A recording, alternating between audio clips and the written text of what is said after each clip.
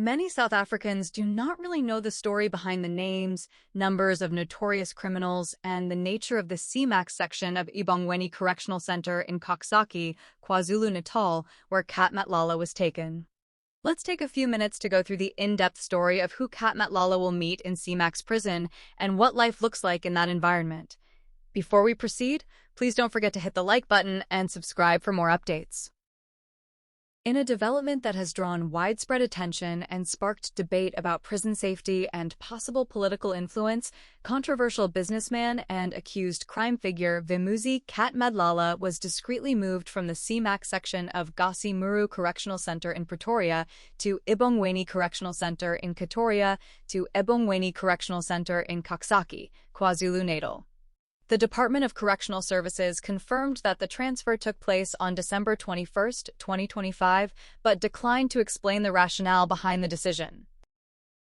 The silence from authorities has fueled speculation, particularly given Madlala's pending trial on serious charges that include attempted murder, conspiracy to commit murder, money laundering, and alleged cartel-related corruption.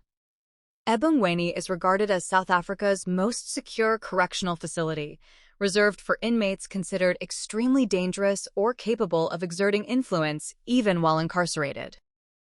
At Ebongweni, Madlala will be housed alongside some of the country's most notorious offenders.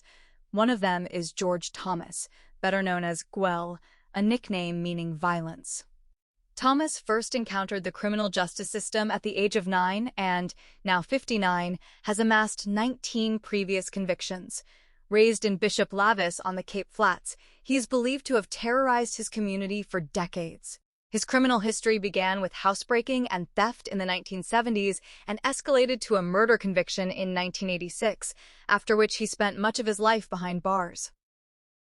Thomas later rose to prominence as a leader of the 28th prison gang, extending his reach deep into South Africa's correctional system.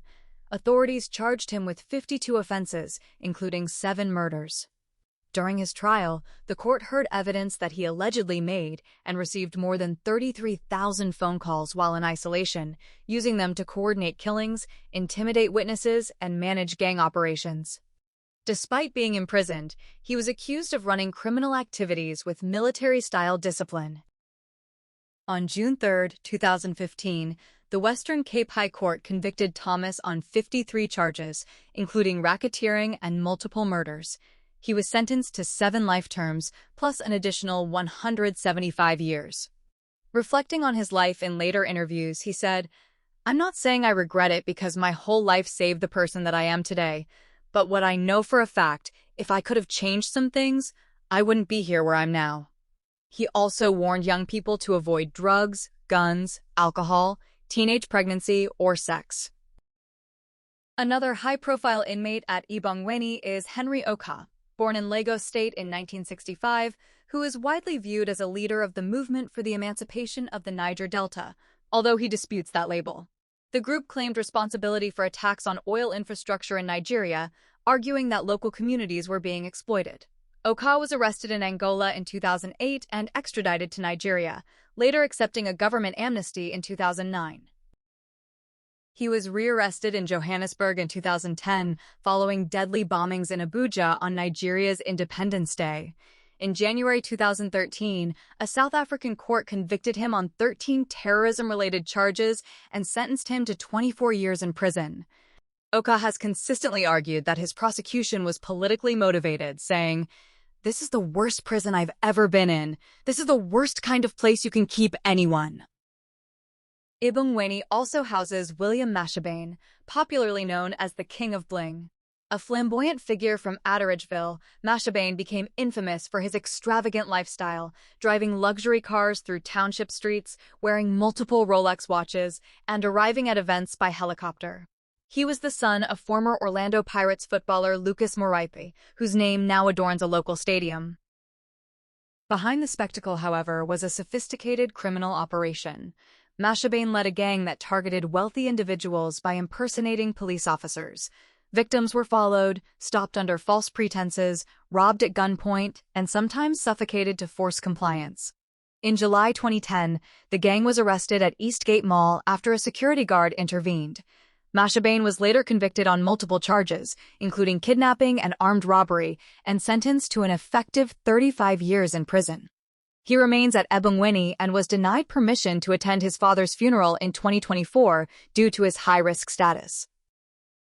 Also incarcerated is Sibusiso Mzamela, a hardened criminal known for repeated prison escapes. Active in cash-in-transit robberies, hijackings, and kidnappings, Mzamela escaped custody 8 times between 2005 and 2010, including a dramatic breakout from Durban Westville Prison. He was rearrested in 2010 and later sentenced to an effective 95 years in prison, with parole only possible after serving at least 25 years.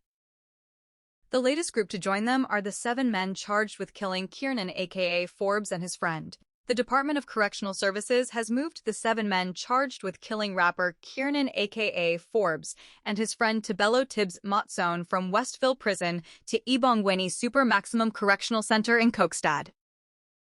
This was revealed during the 3rd appearance of the 2 Niman brothers, Siyabonga Gazani and Malusi Dave, at the Durban Magistrates Court on Friday. The brothers were extradited back to South Africa from Eswatini on November 25, 2025. There are 5 co-accused, Lindo Kule Thabani Mkwanazi, Lindani Zenzel Ndimond, Sianda Eddie Maeza, Miziwathemba Harvey Gwabeni, and Lindo Kule Lindo Ndimond, have already been indicted to the Durban High Court. All 7 men are charged with the murders of Forbes and Motzone, who were killed on February 10, 2023, on Florida Road in Durban. Together, these inmates underscore why Ebongweni is regarded as the final stop for South Africa's most dangerous offenders, and why Madlala's transfer there has raised so many questions.